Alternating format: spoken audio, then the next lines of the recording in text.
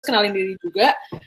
Namaku Mia, aku salah satu tim dari Pintar Usaha juga, currently working in FMCG company. Hari ini jadi moderator untuk diskusi hari ini. Jadi sebenarnya aku kenalin dulu apa sih sebenarnya Pintar Usaha itu gitu. Jadi secara garis besar Pintar Usaha itu adalah platform atau gerakan sosial untuk yang bertujuan untuk meningkatkan semangat kewirausahaan khususnya bagi UMKM di Indonesia gitu. Dan lewat media apa aja sih webinar Pintar Usaha kali ini gitu. Jadi ada pertama, kalian bisa join, bisa lihat artikel kita di www.pintarusaha.com. Terus yang kedua juga bisa lihat nih post-post kita tentang UMKM, tentang bisnis, atau tentang financing bisnis sendiri lewat Instagram kita. Terus selain itu juga kita ngadain webinar, kali ini udah webinar yang kedua, dan nanti bakal ada webinar selanjutnya sih. Jadi nanti pantengin terus aja Instagram Pintar Usaha.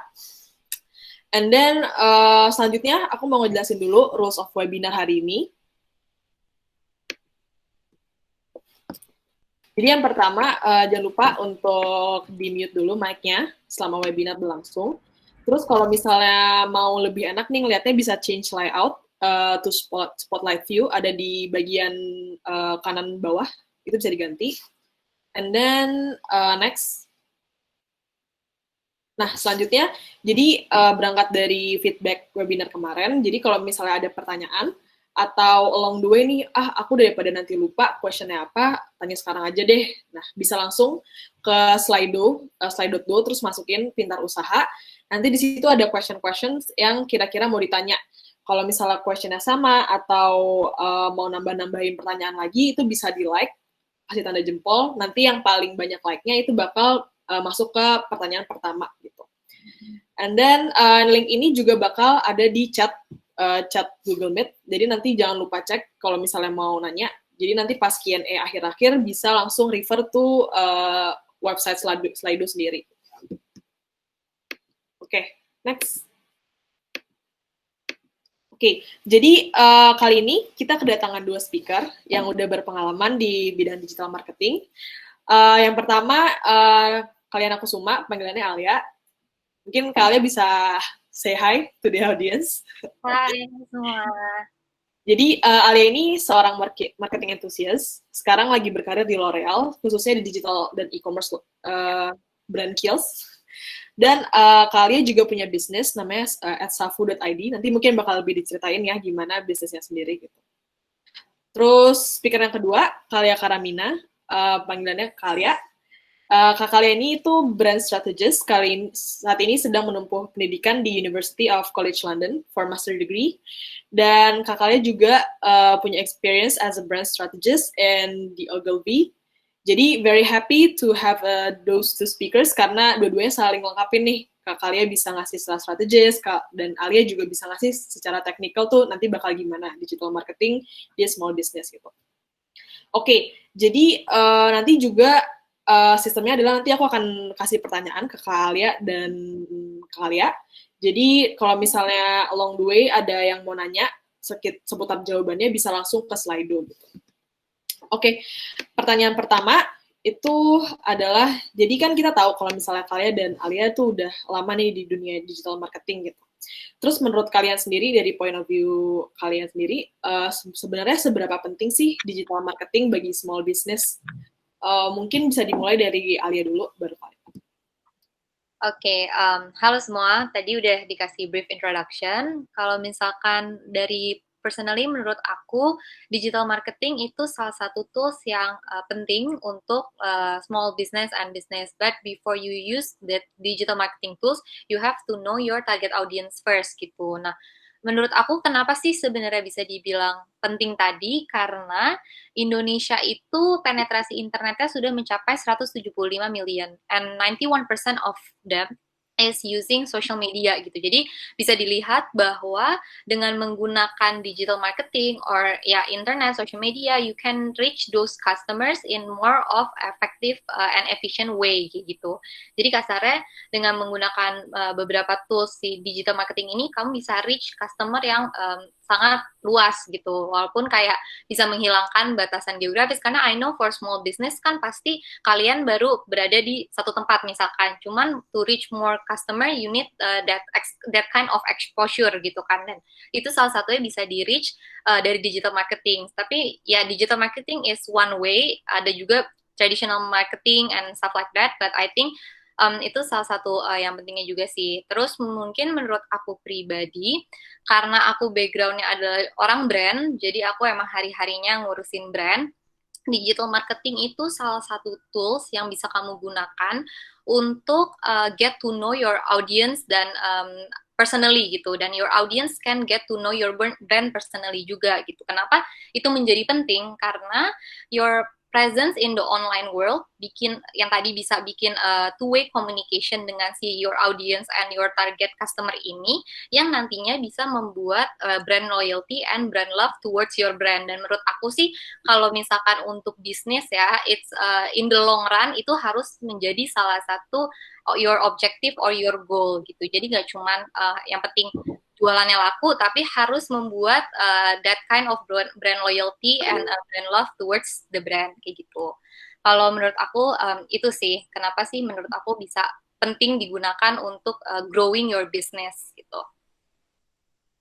Oke, jadi kalau aku lihat dari kalian sendiri, itu lebih ke gimana sih cara manfaatin penetrasi internet, karena sekarang kan semua orang udah ada di internet, dan at the same time, digital marketing juga ngasih opportunity bagi bisnis untuk knowing the customer, gimana sih sebenarnya branding produk kita sendiri, apalagi sebagai small business yang baru-baru nih, yang belum, brandnya masih belum, belum established, jadi lebih untuk understand sebenarnya customer needs-nya gimana sih, gitu ya.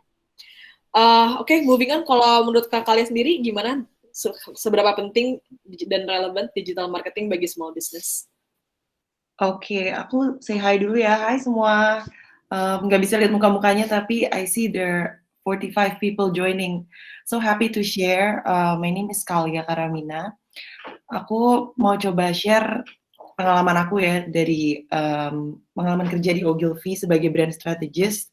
Meaning I work with multinational brands.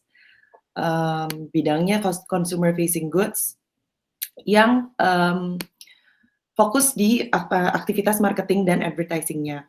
Kalau untuk, karena kan diskusi ini mungkin untuk melengkapi Alia juga, kita ngomonginnya soal small businesses, right?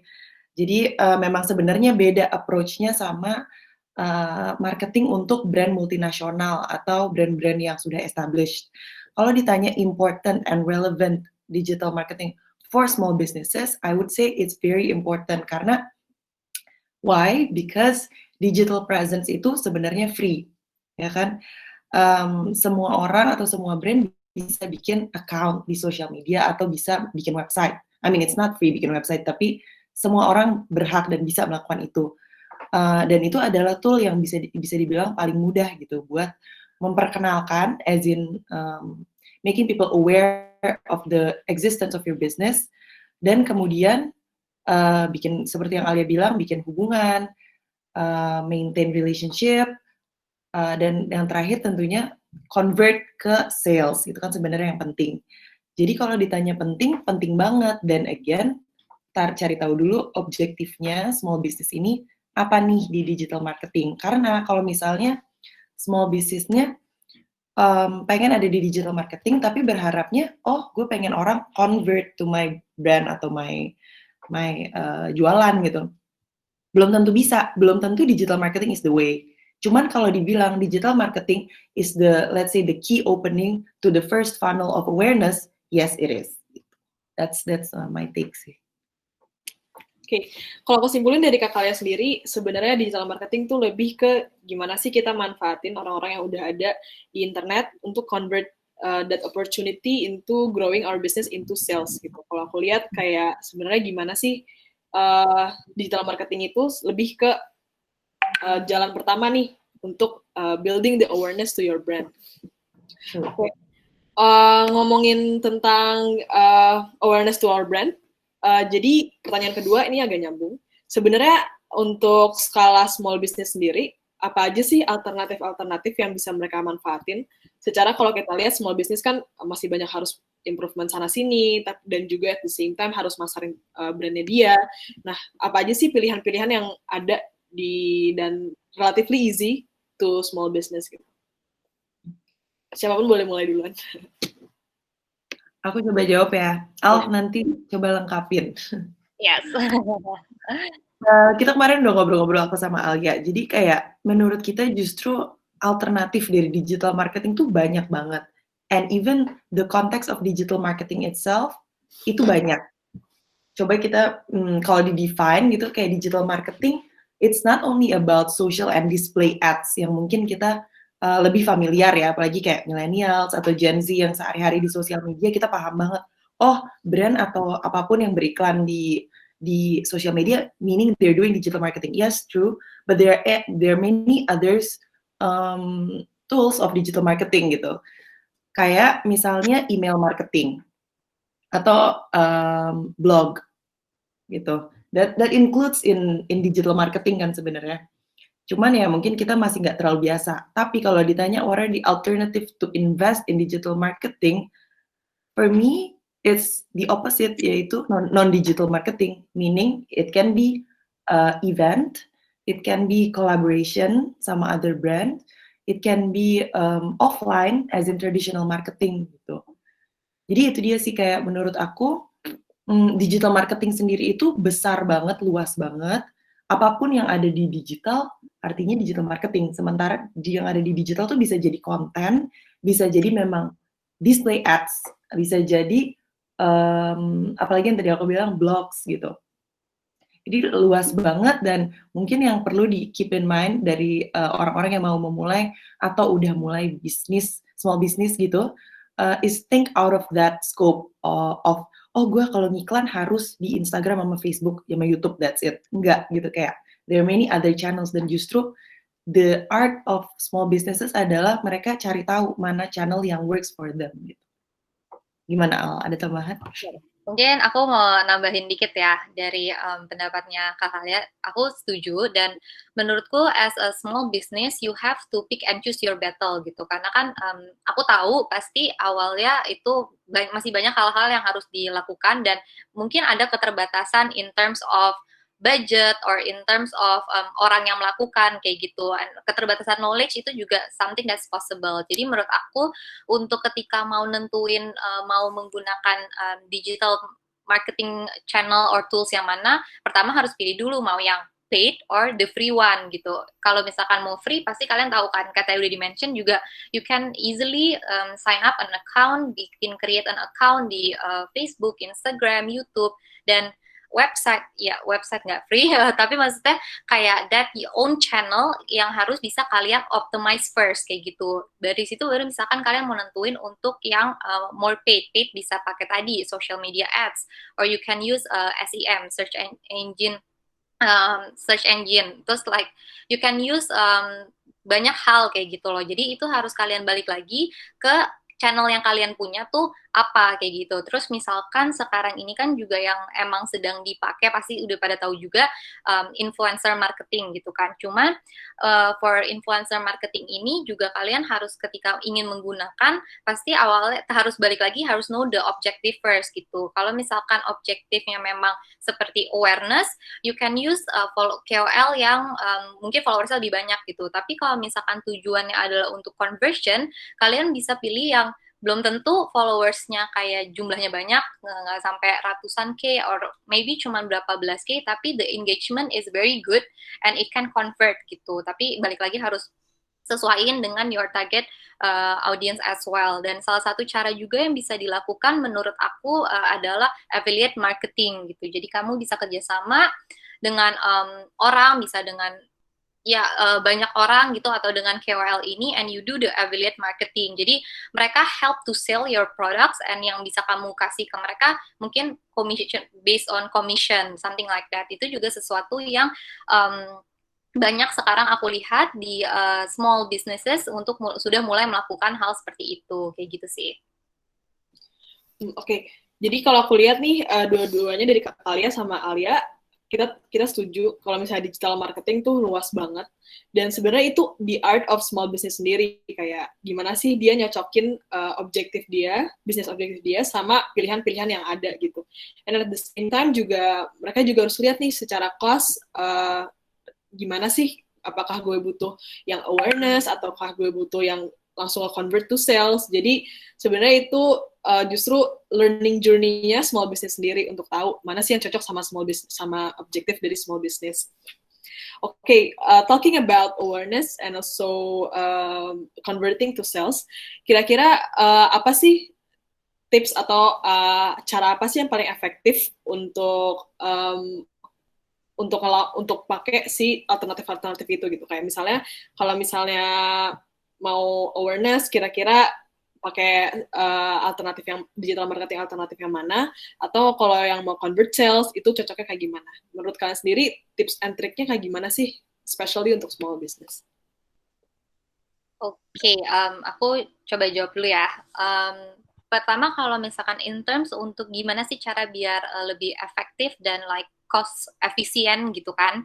Yang pertama itu you need to start with what you got gitu. Jadi pertama start dulu dengan yang own channel yang kamu udah punya, itu di-optimize dulu. Jadi if you have Instagram channel, Facebook channel, YouTube, or website, optimize that first gitu. Kenapa harus di-optimize dulu? Karena traffic yang datang, yang orang mungkin nemu di explore, or karena temen kamu yang ngepost segala macam, it's free, right? It's a free traffic, it's an organic traffic. Dan ketika mereka udah datang ke page kamu, kalau page kamu bagus, menarik, produk kamu menarik, mereka akan convert dengan sendirinya gitu. It's relevant to them. Jadi menurut aku pertama yang penting banget adalah optimize your own channel, own asset first gitu. Kedua, baru ketika mau pakai the paid channel, itu tadi kan dibilang kan memang harus sesuaiin nih. Misalkan if you want to use social media ads, it's good for awareness tadi kayak gitu kan. Cuman kalau misalkan kamu nggak punya website misalkan, you cannot really track until conversion sampai convert kan, conversion kayak until berapa banyak sih orang itu yang lihat ads kamu terus sampai eventually convert gitu kan. So disesuaikan lagi nih dengan masing-masing pemilik bisnis gitu. But for me social media ads is really good for awareness purposes gitu. Terus misalkan kalau kalian mau menggunakan influencer marketing misalkan. Cuman kalau influencer marketing ini kan tricky ya, misalkan memang ada yang untuk awareness, tapi gimana kalian mau benar-benar kayak your investment untuk ke si influencer ini, kalian tahu menghasilkan generate sales, dan kalian nanti bisa ngitung return on investment-nya. Salah satu caranya adalah kalian bisa kasih ke si para influencer or KOL ini some kind of like unique code yang bisa mereka tawarkan ke followers mereka untuk mendapatkan value added gitu kan. Dari situ kan kalau ada orang yang bilang mau beli, tapi aku mau pakai promo code-nya Kak Kalia misalkan kayak gitu. Jadi kalian bisa menghitungkan berapa sih sebenarnya conversion dari si KOL yang udah dipakai ini kayak gitu. Tapi memang itu tadi balik lagi you have to know to like each marketing funnel like from awareness, consideration, conversion and stuff like that, itu kira-kira yang kalian punya channelnya itu apa gitu, yang baru nantinya bisa kalian sesuaikan dengan pemilihan medianya. Aku ya, oke. Benar banget sih kata Alia udah jelasin super duper detail tentang the effective and cost optimizing of digital marketing. But for me, justru menurutku yang bisa diatur dari digital marketing sebagai advertiser atau marketer itu justru the budget. Karena everything that you get is what you paid for in digital marketing. Quantifiable itu gitu. Jadi, oke, aku cuma punya let's say $20 per hari for a period of 10 days campaign atau 1 minggu campaign. That means ya udah teknologinya, maksudnya kecanggihan teknologi atau platform-platform seperti Google Ads itu akan mengenerate traffic sesuai yang kamu bayar gitu. So that's menurutku the advantage of digital marketing sih, karena bener-bener oke, budget gue segini, gue bisa dapat segini dan gue tahu nih karena ini kurang lebih impressionnya segini, reach-nya segini, conversion-nya segini gitu. Dan itu nggak bisa kamu dapetin di event marketing atau di offline marketing, even di influencer marketing belum tentu gitu bisa dapat se-precise itu. Tapi in digital marketing as social and display ads ya, maksud aku itu kamu bisa mengontrol budget kamu sesuai yang kamu ingin dapatkan gitu. Dan again, kamu sebagai small business akan lebih cost efektif kalau udah tahu nih which platform or which tools that works for me the best.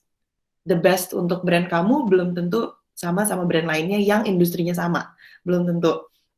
Atau justru campaign 1 kamu belum tentu sama dengan campaign 2 kamu karena objektifnya beda, targetnya beda, key message-nya beda. Jadi justru itu dia kayak Alia bilang tadi, harus pick and choose, harus learning by doing, because that's how you know it. Mana channel mana yang akan pick up the traffic, channel mana yang bisa get me traction atau istilahnya move the needle gitu. Ya, move the needle adalah get conversion atau sales kan pada akhirnya. Aku mau sharing dikit nih. Ini kemarin aku ngobrol-ngobrol sama teman aku, dia yang punya kalau pada tahu restoran Wakacau di Jakarta, sekitaran Jakarta BSD. Teman aku anak Prasetya Mulia. Dia cerita kalau ternyata yang working kan bisnisnya kan food and beverage ya, makanan. Ternyata yang sangat membantu mereka dalam hal marketing adalah customer-nya sendiri. Yang mereka lakukan adalah mereka foto makanannya, lalu post ya kan. Kan oke lah normal. Tapi yang spesial dari Wakacau dan yang tim Wakacau ini berhasil temukan adalah mereka nemuin lighting di tempatnya yang bagus untuk kalau misalnya customer foto bisa langsung bagus hasilnya karena terang.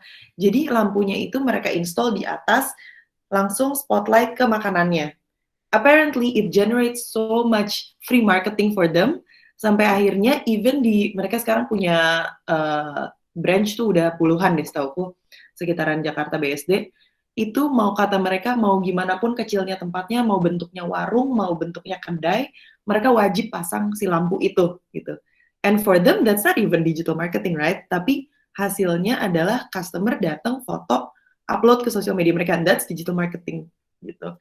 Jadi most effective and cost optimizing ya itu dia cari tahu justru pelajari dan kulik terus gitu di mana ya kita bisa tap in dan elevate what we have now as in what channels we have now with the budget that we have gimana nih bisa to get the most out of it. Oke, insightful banget sih. Aku udah pernah juga sih makan di Wakacau terus kayak makanannya iya. Iya, aku bilang. Nah, terus sebenarnya kalau aku lihat, aku simpulin itu lebih ke pertama, kita harus lihat dulu nih sebenarnya channel apa sih yang kita punya.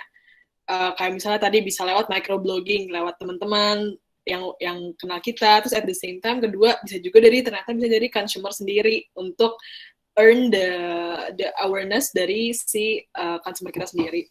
Terus yang kedua, kalau misalnya kita udah satisfied with the channel yang udah ada, kita misalnya pengen ganti nih alternatif ke yang bayar, tapi yang bayar tuh kita lihat juga sebenarnya how far should we go given the budget yang kita punya gitu. Jadi ada dua alternatif sih kalau aku lihat. Pertama yang punya kita sendiri, yang kedua lebih ke paid marketing yang akan disesuaikan sama kebutuhan dan cost dari small business sendiri. And next, talking about launching about new product, sebenarnya apa aja sih pertimbangan-pertimbangan yang harus dipikirin sama wirausahawan muda sebelum dia launching new product gitu. Sebenarnya apa aja harus mereka prepare dan apa aja harus mereka pertimbangkan.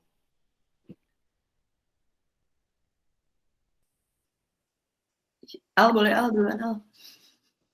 Aku duluan. Oke. Mungkin ini bisa aku jawab dari segi pengalaman karena running a brand for my brand di kerjaan for 2 years now dan running my own brand baru di tahun ini. Mungkin ini lebih a little bit technical, but I'm gonna share untuk kayak experience sebenarnya biasanya apa sih yang harus dipersiapkan gitu kan when launching a brand or a campaign gitu. Pertama, menurut aku you need to know your target audience first gitu. Gimana sih cara tahu target audience? Kamu bisa membagi into four segmentation. Ini biasanya kalau misalkan anak marketing atau anak komunikasi ini emang kayak pelajaran kayak buku banget sih ya. Pertama kayak dari demographic side gitu, kayak age, gender, spending power-nya tuh gimana, terus geographic, terus psychographic, and also behavioral gitu. Dari situ nantinya yang bisa mempermudah kamu untuk ke depannya, ke step-step berikutnya gitu. Yang kedua adalah itu create the storyline gitu, karena sekarang ini salah satu cara marketing yang memang proven to be successful is using storytelling marketing gitu. Jadi ketika brand itu launching sesuatu, dia tuh menggunakannya dengan bercerita. Kenapa dengan bercerita? Karena ketika bercerita, customer itu more receptive dan customer itu lebih mudah mengingat gitu. Jadi dengan cerita-cerita yang diberikan oleh brand ini, nanti sama customer-nya dia bisa nge-identify that cerita itu identik dengan brand itu kayak gitu. Jadi bisa bikin suatu value tersendiri terhadap brandnya. Terus timeline and budget ini juga penting. Terus dari situ baru you can narrow down which channel yang mau kamu gunakan tadi. Karena balik lagi tipe-tipe tiap bisnisnya beda. Ada yang mau menggunakan channelnya cuma on asset, ada yang mau paid, or ada yang mau pakainya word of mouth gitu. Jadi dari teman-temannya. Social media yang digunakan juga beda-beda gitu. Jadi dari situ baru bisa dilihat kalau misalkan kalian udah tahu know the objective dan juga kalian yang paling tahu dengan kira-kira si produk kalian ini cocoknya menggunakan channel yang mana untuk reach the customer, baru dipilihlah dari situ. Dan yang terakhir sih menurut aku content creation. Kayak content creation ini harus disesuaikan dengan each of the channel dan juga dengan each of the key message yang ingin kalian sampaikan gitu. Menurut aku sih semakin tailored the konten semakin bagus ya. Maksudnya tailored nggak usah harus kalian punya berapa ratus konten kayak gitu. Cuman kan bisa kan disesuaikan sedikit-sedikit misalkan untuk di each of the key message yang ingin kalian sampaikan. Bahkan ditambahkan Ibu Guru brand strategis ini. Iya, aku tadi suruh Alia soalnya kan Alia ini justru kamu kan di L'Oreal dari brand side gitu, udah that's like everyday work lah ya, launch campaign ini campaign itu, dan prosesnya sih emang benar, maksudnya wherever you are dan which brand are you representing pasti prosesnya sama technicalnya. Cuman mungkin yang bisa aku tambahin dari aku perspektif, dulu aku brand strategist di Ogilvy, itu adalah yang paling susah, paling challenging dan menurutku kuncinya itu adalah when we're cracking the brief gitu. Jadi apa nih permasalahan yang ada sekarang? Karena kan campaign sebenarnya dilakukan atau di launch karena ada masalah, karena ada yang mau kita solve nih. Lalu kita coba solve dengan campaign itu, whether it's a new brand launch atau a new product launch, a new brand launch, atau partnership, atau apapun lah, even kayak sales campaign, itu pasti karena ada triggernya itu. For me yang paling harus dipikirkan secara strategis adalah the insight gitu, the really strategic insights of the customers. Apa sebenarnya yang what we can do to solve their problem, not to give our nggak mikir secara egois gitu loh. Oh brand kita punya varian produk baru, jadi kita harus banget launch harus. Kalau gitu kan cara pikirnya berarti kita mau jualan banget kan, secara apa ya, hard selling gitu. Kalau misalnya kita berangkat dari, makanya namanya insight-led strategy atau consumer-led strategy, karena kita balikin dulu ke customer, apa problem mereka dan bagaimana brand kita atau produk kita bisa solve their needs gitu. Bagaimana bahkan kalau di Ogilvy ini aku nyontek, bagaimana our brand atau our campaign, our product can make a world a better place to live in gitu. Jadi itu yang kayak the first big chunk of the work, I think. From that, udah ngikutin aja. Okay, done. Aha moment, insight, done. Then you craft the positioning, key message, and then again content creation. Terus strateginya untuk deliver those content creation kemana nih? What channels should we use? Kita mau strateginya gimana? Timingnya gimana? Itu kan masalah-masalah detail technical ya. Tapi that's it sih menurutku yang kuncinya di depan itu begitu itu. You know what to do already, then storytelling. Then you can start distributing the story and the content. And then terakhir, if you want to boost it, ya bisa di-boost, di-promote, di-push lagi pakai another digital marketing tools. Oke, jadi kalau aku lihat two of the point of view itu bisa jadi framework sendiri. Kayak misalnya pertama, emang harus tahu nih consumer insight-nya gimana sih. At the same time kayak secara demografi, sebenarnya consumer yang kita mau targetin tuh mau kayak gimana sih. Dan yang kedua, starting from our consumer, sebenarnya apa sih yang mau kita solve dari consumer kita. Dan dari situ bisa di-create nih storyline-nya dari problem yang udah ditentuin dan consumer-nya. Kira-kira dan kita menyeritain tentang apa sih dan purpose-nya apa sih gitu.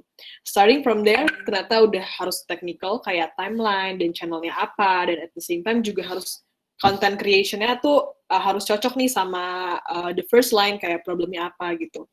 Jadi so far itu udah kayak framework sendiri yang mungkin bagi marketing enthusiast kayak kalian berdua udah di luar kepala lah, udah kayak oke, kalau misalnya gue buka gini pasti kayak gini gitu.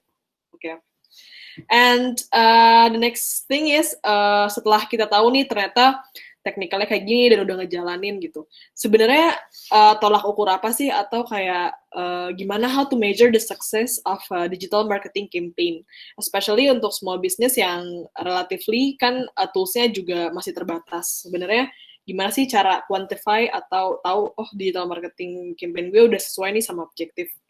Ada nggak kayak key metrics atau tips and trick untuk hal itu? Bisa mulai siapapun. Oke, aku mulai ya. Oke. KPI ya. Kalau KPI itu key performing indicator untuk untuk digital marketing justru itu advantage-nya banget dari digital marketing.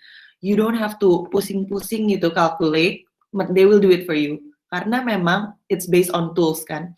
Based on tools dan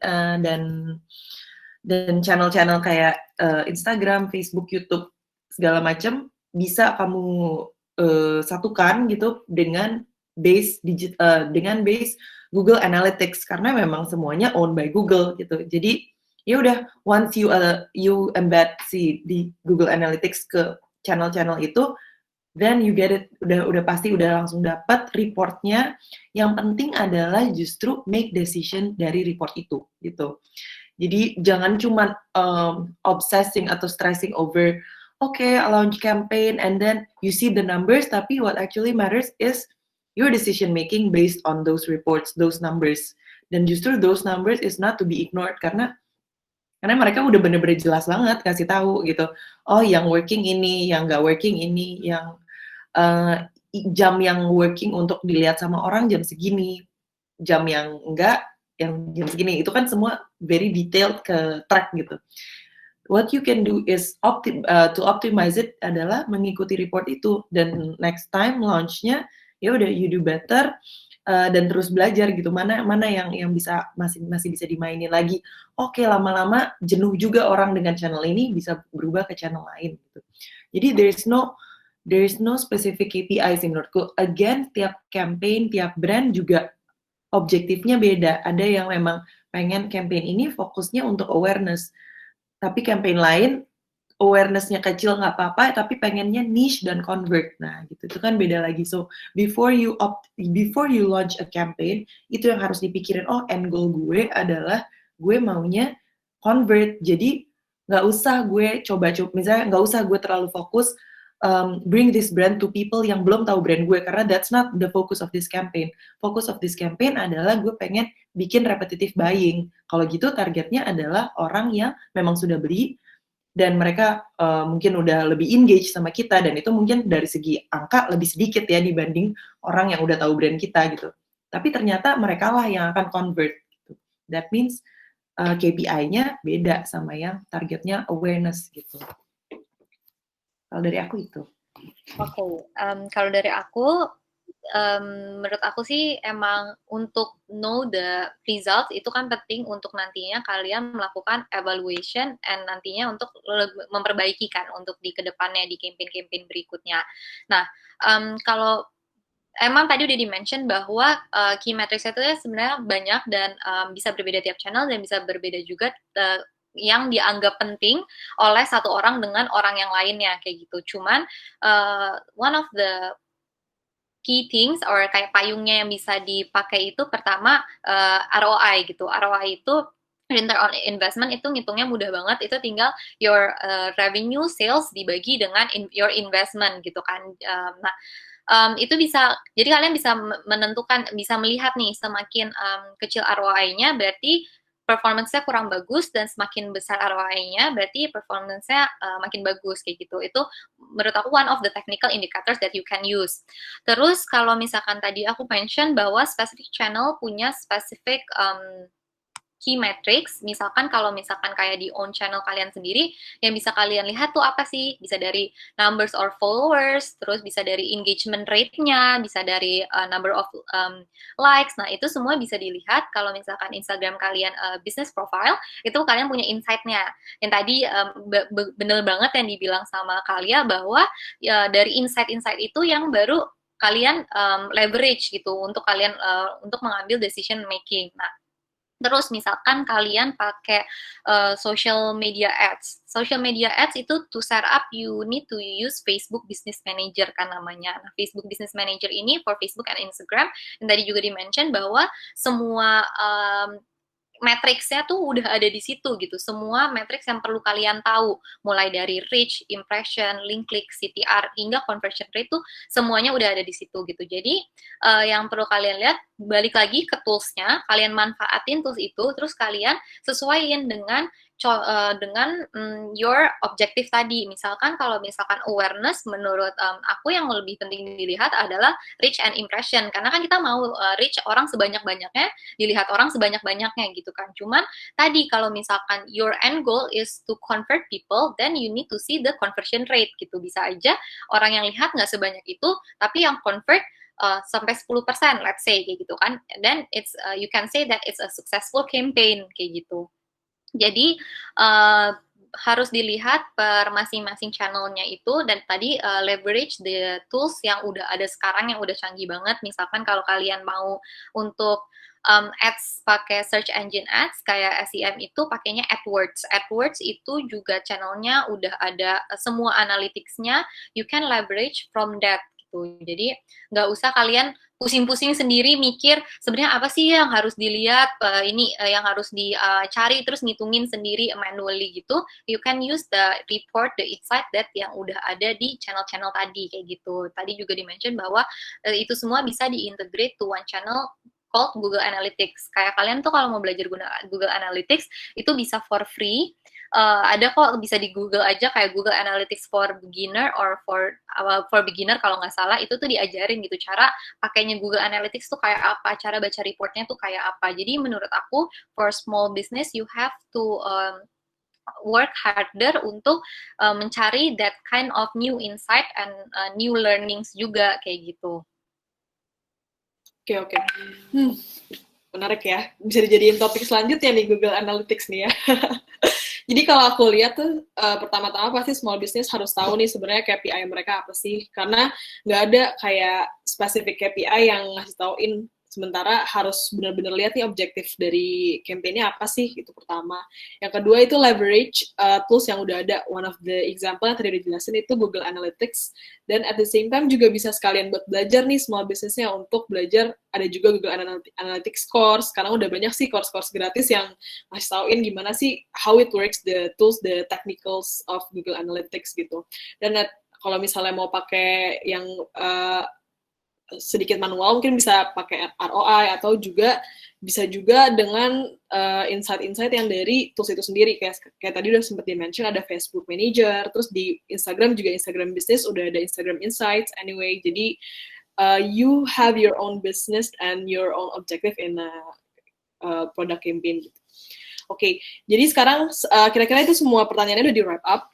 The next session itu untuk Q&A. Nah, mungkin bisa di-share di Slido question-question apa yang udah keluar dari audiens.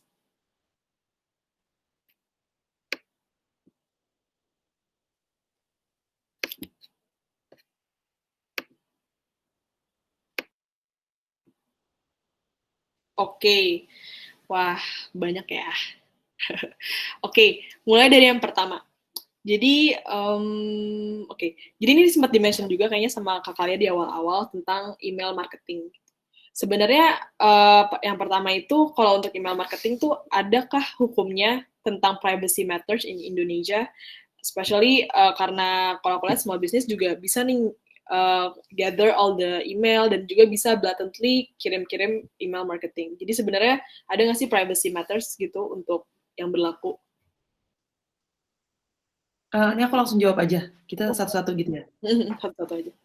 Oke, kalau hukum, ini aku I'm being honest, I'm not familiar tentang hukum soal email marketing gitu di Indonesia praktisnya. Tapi what I know is kita harus obviously punya consent dari customer atau siapapun basically untuk menggunakan data mereka. Dan memang biasanya kalau misalnya sebelum kita gimana cara dapat emailnya orang itu? Pasti kan kita nanya atau kita bikin form atau kita bikin any platform lah yang bisa mereka isi dan mereka secara sadar dan sukarela memberikan datanya gitu. Jadi mungkin yang bisa kalian keep in mind sebagai yang pelaku bisnis yang butuh data mereka adalah menjelaskan gitu data kalian akan kita gunakan untuk promosi atau untuk kebutuhan marketing dan advertising. Apakah kalian bersedia gitu? Jadi just from having the consent itself menurutku udah cukup sih. Dan untuk misalnya kalian ingin menggunakan email itu untuk email marketing, kan mereka they can always unsubscribe gitu loh. Jadi selalu ada option untuk mereka tidak mau lagi menerima dari promosi dari kalian. I think that's enough sih, karena kita secara apa ya, nggak usah soal jualan, soal apapun kayaknya asal ada konsennya gitu, despite the hukum, itu cukup untuk kita menggunakan data ya gitu. Oke. Alia mungkin mau nambahin? Enggak, udah benar banget bahwa yang penting itu adalah ada konsen dari customer-nya gitu. Jadi biasanya sih tipsnya juga benar kalau misalnya ketika kalian ingin collect data customer itu selalu sertakan bahwa ada semacam one clause yang bilang bahwa menyatakan bahwa data customer ini akan dijaga kerahasiaannya, namun akan digunakan untuk misalkan for marketing purposes kayak gitu. Jadi kalau misalkan kalian kalian selaku customer mengisi data ini dan memberikan datanya secara sukarela, berarti setuju dengan that clause kayak gitu. Jadi itu sih yang harus ditekanin sih, karena memang bisa aja nantinya terkait dengan data privacy issue kayak gitu sih. Oke. Jadi secara garis besar lebih ke gimana sih kita dapat konsen dari consumer sendiri untuk email marketing.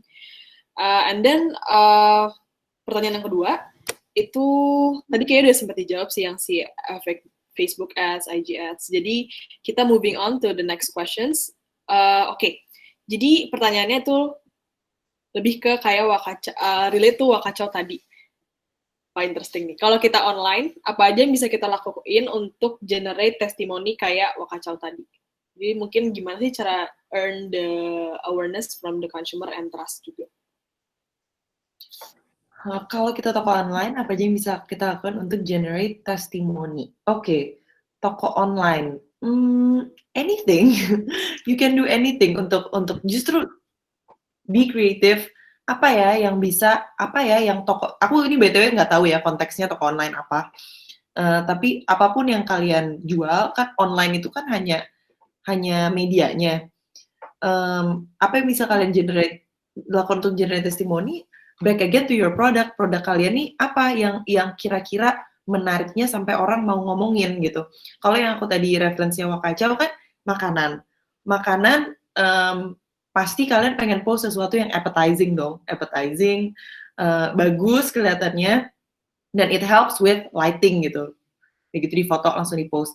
Kalau toko online, testimoni maybe experience menggunakan barangnya atau go further experience beli barangnya. Misalnya kan online nih, jadi kan pasti ada hambatan dong, nggak bisa face to face sama consumer gitu. Jadi mungkin bisa elevate, oh experience gue beli barang di toko online ini banget, nggak ada hambatan sama sekali. Nah, that can generate testimony. Atau justru mungkin toko ini ada di mana-mana, di channel apa aja. Gue ke YouTube dia ada, gue ke Instagram dia ada, gue ke Facebook ada, gue ke website ada. Jadi gampang banget ditemuin. Kalau gue googling, paling pertama keluarnya dia. Nah, that can also be a testimony kan. Jadi itu dia sih, be creative. Again, aku nggak tahu ini konteksnya apa. Mungkin kalau misalnya dikasih konteks, aku bisa bantu kasih ide, tapi aku nggak tahu konteksnya. But that's it sih, be creative, be out of the box, karena di dunia sekarang semuanya sudah sangat-sangat penuh dan crowded ya. Kita tuh kayak ini dibilangnya sama dosen aku sih kayak we're battling for eyeball gitu. Kita tuh lomba-lomba dapetin attention, bukan attention lagi, tapi emang mata dilihat apa enggak nih, for 3 seconds aja udah bagus. So be creative, don't be mediocre. Oke, kalau menurut aku adalah yang pertama hal bisa kamu lakukan adalah you put yourself in the customer shoes gitu. Jadi kamu pikir sendiri kalau misalkan kamu adalah customer yang beli produk kamu, apa yang membuat kamu itu mau sharing testimoni or feedback or review tentang si produk kamu tersebut gitu. Mungkin kalau misalkan saran dari from brand perspective, you can actually create campaign for this gitu. You can create some kind of like review and get rewarded campaign. Itu kan jadi kamu secara tidak langsung akan mengenerate word of mouth gitu kan. You can generate the buzz dari people yang emang actually udah beli produk kamu. Misalkan kalau kalian tahu ya di Indonesia ini kan memang orang tuh suka banget sama yang free gift gitu ya, hadiah gratis. Kayak ini bisa dijadikan salah satu semacam giveaway gitu. Jadi kasarnya kayak kalau misalkan si customer kamu ini, apalagi if it's a loyal customer and mereka suka dengan produk kamu, mereka biasanya akan secara gratis ingin memberikan review, menyebarkan review gitu. Cuman apalagi kalau kalian bisa ada iming-iming hadiahnya gitu. Let's say misalkan untuk I don't know, misalkan kayak baju gitu, kayak produk baju, kalian bisa bikin semacam campaign yang dimana kalau customer kalian yang beli, share and tag, post di Instagramnya masing-masing itu, nanti yang paling bagus gitu dalam seminggu, mungkin sebulan sekali akan diberikan free baju kayak gitu. Itu kan bisa menjadikan salah satu another campaign idea gitu untuk boosting the free word of mouth and free buzz for your brand. Jadi mungkin menurut aku itu salah satu cara yang bisa di-leverage juga sih. Ya. Jadi sebenarnya key-nya adalah be creative untuk dapat attention dari consumer. Nah, hal-hal yang bisa dilakuin apa aja sih? Tadi kalau kata Kalia, bisa langsung pakai campaign sendiri, dan apalagi di Indonesia orangnya pengen banget nih, suka banget kalau misalnya review-review dapat makanan atau dapat produk gratis, itu bisa juga dipakai untuk gain the earned awareness through experience. Okay, and the next questions itu kalau kata Kalia, kita harus start from the problem. Namun kalau bisnis F&B kan nggak necessarily solve the problem. How do you go about that? Kata siapa F&B nggak solve problem? Justru nggak ada. Kalau ini my belief and my understanding is brands are there to solve our problems. Literally kalau nggak kayak what's their need. Yang kalian bisa lakukan sebagai brand owner adalah menyadarkan customer kalau lo tuh punya problem, this is your problem and this is why my brand can solve your problem gitu. Jadi that's your homework to identify your customer's problem. Dan kalaupun nggak ada, cari sampai ada. Kalau nggak, buat apa? Eksistensi brand kamu tuh buat apa gitu. Jadi kamu harus cari tahu, dan kamu if you can be niche to solve that exact problem, then that's really good. Kamu bisa own your area gitu. Kamu bisa tahu kayak, oh masalah ini gue ahlinya. Kalau kamu bilang kamu bisnisnya F&B, itu wow, banyak banget. Aku bisa kayak, kalau kita mau brainstorming, aku bisa banyak banget kasih kamu ide problem apa yang bisa kamu solve gitu. Dan problem itu nggak cuma necessarily yang kamu bilang, problemnya adalah mereka misalnya nggak punya uang cash, jadi harus bayar pakai itu e-money atau apa. That's not, yeah, it's a big problem, tapi dunia kita penuh dengan problem-problem kecil lainnya yang bahkan sebagai customer kita tuh nggak sadar, dan kita hanya akan tersadar saat ada brand baru dan brand itu menyelesaikan problem itu. Wah gila ya, gue selama ini susah banget hidup, ternyata enak kalau ada bantuan kayak gini. Itu misalnya contohnya Gojek ya. Dulu kita kayak ya udah biasa aja kan, mesti kita hidup tanpa ada ride hailing app, masih bisa hidup-hidup aja, tapi kita tidak tersadarkan betapa besarnya peran mereka menyelesaikan atau memudahkan hidup kita saat mereka exist gitu. Dan itu begitu customer berhasil, kita dapatkan tak kayak gitu, kayak oh nih customer udah nyadar banget kita bisa bantu hidupnya, then they will be a loyalist gitu. Again, back to your question and the context, F&B, aduh banyak banget bisa bilang, dari soal practicality, nggak usah masak, nggak bisa masak, dari segi rasa, kayak enak, itu that's a problem, right? Problemnya adalah gue kalau masak makanan gue nggak enak, ya udah jadi gue harus beli. Atau gue nggak punya waktu buat masak, gue nggak bisa masak, gue nggak punya bahan makanan, gue nggak bisa belanja, aduh banyak banget. So be creative. Even moment itu bisa dijadikan problem loh. Misalnya kayak afternoon slump atau morning boost. So many creative ideas. Tuh, ya nggak Al? Ya, itu udah dijelaskan dengan tepat sih menurut aku, Rekalia. Aku nggak ada tambahan. Iya, ya bener sih. Menurutku juga kayak, misalnya F&B, banyak banget sih hal-hal masalah-masalah yang sifatnya praktikal. Kayak mungkin makanan dia lebih dekat sama beberapa location tertentu, atau kayak emang ini belum ada nih rasa kayak gini di daerah tertentu. Kayak a lot of problem yang can be stated in a small business sendiri, dan itu ya the art of entrepreneur sendiri, gimana cara nge-state the problem dari bisnisnya. Oke. Sorry, aku tambahin dikit ya. Karena ini mungkin aku pengen share gimana. Memang ini challenging ya. Maksudnya buat orang yang belum biasa.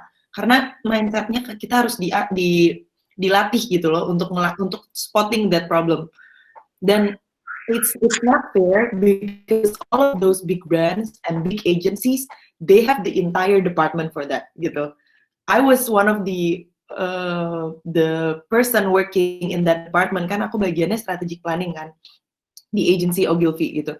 Jadi memang aku harus sharp, even dengan brief yang terkesan normal aja, kayak oh mau launching produk, aduh masalah mereka apaan ya, apalagi yang elevate nih, kayaknya biasa aja. Itu dia, go do your research, interview people, talk to your customers, and then you will find it kayak oh jadi ini namanya jobs to be done. Kalau misalnya kalian pengen belajar, bisa googling jobs to be done marketing, itu nanti dijelasin kayak oh oke, so my job as a brand, my jobs to be done adalah gitu. Dan itu memang butuh latihan untuk kita bisa nge-spot dan secara natural tahu gitu, oh di sini nih gue bisa masuk gitu. Sorry panjang. Nggak apa. Iya sih benar. Emang harus kayak apalagi small business, jadi emang harus very very strategist juga, at the same time technical juga, untuk know the problem of the business itself. Oke, mungkin ini kita buka satu question lagi. Kira-kira yang mana ya nih? Ini dua-duanya technical sih. Kira-kira mau jawab yang mana nih biar bisa involve Alia at the same time? Oke. Iya. Ya mungkin jawab yang kedua kali. Yang kedua karena lebih pertanyaan ada dua, dari ads and influencer gitu ya.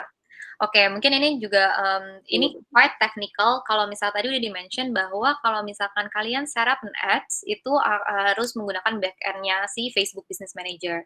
Dan dari situ kalian bisa tahu bahwa gimana performance that ads gitu. Cuman sulitnya, maksudnya dari pertanyaan ini adalah aku nggak tahu apakah channel kalian ini tadi jualannya tuh menggunakan apa. Apakah kalian punya website atau kalian nggak punya website? Kalau nggak punya website, misalkan jualannya melalui WhatsApp gitu kan. If you have website, you can easily track gitu dari ads ini, yang mana yang nanti ujungnya dari ads ini masuk, yang mana yang ujungnya akan convert hingga sales kayak gitu. Itu semua akan ke capture if you have like website, nanti juga ketika kalian tadi link lagi ke si Google Analytics gitu. Terus misalkan itu kalau misal ads ya, kalau misal ads untuk mau tahu conversion levelnya itu gimana. Cuman kalau misalkan kalian nggak punya website tadi, jadi kalian itu ke only ke WhatsApp gitu, apparently you cannot gitu. Kalian nggak bisa, sulit untuk sulit or ya sangat sulit sih untuk mengidentify sebenarnya orang ini apakah benar-benar tahu kalian dari ads atau enggak gitu. Oh, one of the salah satu tipsnya mungkin bisa, jadi kalau misalkan kalian set up ads di Facebook or Instagram, kan biasanya kalau kalian dapat ads itu kalau kalian buka itu larinya misalkan ke ini channelnya kan, ke social media channelnya kan, ke Instagram channelnya brand itu, ya kan, atau ke Facebook channelnya gitu. Cuman salah satu tipsnya mungkin adalah kalian tuh kalau set up ads, itu kalian bisa lariin ads itu directly to your WhatsApp gitu. Jadi nanti kalau misalkan kalian bikin ads, abis itu kalian set up that ads to directly to your WhatsApp, then you can know gitu berapa banyak sih sebenarnya orang yang akan ngechat kalian karena melihat si ads kalian itu gitu. Kalian jadi punya another metrics untuk bisa melihat apakah dari orang-orang yang chat dari ads ini eventually akan convert apa enggak gitu. Itu ya it's a little bit technical sih, cuman that's something that you can do actually gitu. Nah, kalau misalkan untuk influencer, apparently you cannot know si traffic itu yang mana, you can know traffic itu yang mana yang dari influencer apa enggak, but if you already have like tadi, kayak misalkan kalian bikin unique link for the KOL, kayak gitu, kalian bisa track dari Bitly misalkan, jadi bisa tahu nih berapa banyak sih orang yang memang masuk dari karena misalkan link swipe up story-nya si KOL itu tersebut kayak gitu. Cuman menurut aku personally learning dari jalan udah 2 tahun di brand, itu memang lebih baik sih kalian bisa kayak kasih gift code sih, karena untuk benar-benar menilai the effectiveness of using that influencer. Karena balik lagi, influencer kan ada yang kalau misalkan gratis, ya udah ya kalian nggak keluar uang gitu. Cuman what if kalau itu bayar, apalagi for small business mengeluarkan uang, itu kan sesuatu yang harus benar-benar dipikirkan matang-matang gitu. Jadi buat apa kalian mengeluarkan uang bayar influencer kalau nantinya kalian nggak bisa track the effectiveness dan ROI-nya kayak gitu sih. Oke. Iya sih. Benar-benar. Jadi kayak emang ini si influencer marketing tuh emang very gray area ya kalau menurut gue. Jadi emang benar-benar harus tahu, harus nge-track juga nih sebenarnya cost kita yang kita keluarin sebenarnya datang nggak sih ROI-nya gitu. Dan untuk semua bisnis bisa jadi pakai BitLY untuk tahu, dan at the same time juga kalau tadi tips dari kalian sendiri bisa pakai gift code. Aku baru tahu loh ternyata gift code ternyata maksudnya kayak gitu. Misalkan kayak misalkan aku mau iklan nih, abis itu aku bilang kayak misalkan ke kalian gitu, kalian influencer, aku bilang kayak kalian, tapi pas nge-promotin kasih tahu dong kalau kamu tuh punya gift code kalian, dan kalau customer kamu, followers kamu itu beli, nanti misalkan dapat 5% off gitu, or gift. Nah, itu kan maksudnya gift code itu kan gak harus di-redeem kalau punya website kan. Bisa aja kayak kalau misalkan aku customer, aku tinggal chat ke nomor WhatsApp-nya, Kak, aku mau beli dong baju ini, tapi pakai kodenya Kalia ya, aku dapat 5% kan. Something like that gitu. Dan kamu from the brand side jadi tahu kan, berapa banyak nih yang pakai kodenya Kalia, berapa banyak yang pakai kodenya Mia gitu, and it's quantifiable gitu. Dari kamu bayar Kalia, kamu bayar Mia, jadi bisa tahu nih, misalkan Kalia bayarnya 500.000, Mia bayarnya sama-sama 500.000, cuman yang menghasilkan sales lebih banyak Kalia, ini kan lebih efektif pakai Kalia mungkin, karena mungkin bisa aja karena target audiensnya lebih masuk, lebih pas kayak gitu. Jadi it's something that you can do sih, karena menurut aku sih kalau apapun yang kalian sudah untuk small businesses ya, untuk uang yang udah kalian keluarkan, kalian harus bisa justify the return from that money gitu sih. Yep, very insightful. Oke, kayaknya hari ini kita udah wrap up tadi question terakhir. Jadi untuk wrap up hari ini kita udah dapet nih perspektif dari sisi strategis ataupun technical dari 2 speakers hari ini gitu. Kalau misalnya nanti ada feedback atau ada ide atau ada pengen kayak seru nih topik ini untuk webinar selanjutnya, itu nanti kita bakal send link Jadi bisa ditaruh di situ. Dan yang kedua, kalau misalnya mau dengar lagi nih webinarnya, atau ada yang mau kita saranin nih, nonton webinar kemarin yuk, itu nanti bakal ada di-upload di channel YouTube kita juga untuk kita usaha. Dan at the same time juga nanti bakal ada key takeaways dari webinar hari ini. Jadi apa aja sih highlight yang dikasih Kalia sama Alia dari webinar hari ini. Nah, jadi jangan lupa untuk cek di Instagram @pintarusaha juga. Oke, that's all. Thank you banget Kak Alia dan Kak Kalia hari ini atas insight-nya, atas semua tips dan triknya untuk small business actually. Hope to see you again, maybe nanti kalau misalnya mau collab sesuatu. Oke, dan sama-sama. Thank you banget. Terima kasih ke 40 sekian orang yang sudah mendengarkan aku dan Kalia sharing. Semoga bermanfaat ya. Senang banget dan mohon maaf pertanyaannya belum ke cover semua. Nanti kalau misalnya mau tanya-tanya, drop me a DM di my Instagram boleh banget loh. Ya, iya tuh guys, bisa langsung drop DM. Kapan lagi dapet tips langsung dari yang udah experience di digital marketing gitu. Boleh, feel free. Kalau Karamina, promo. Cek-cek juga Instagram bisnis aku lah, jualan ya kan. Marketing. Oke, terima kasih semuanya. Terima kasih semuanya. Selanjutnya. Bye-bye. Thank you.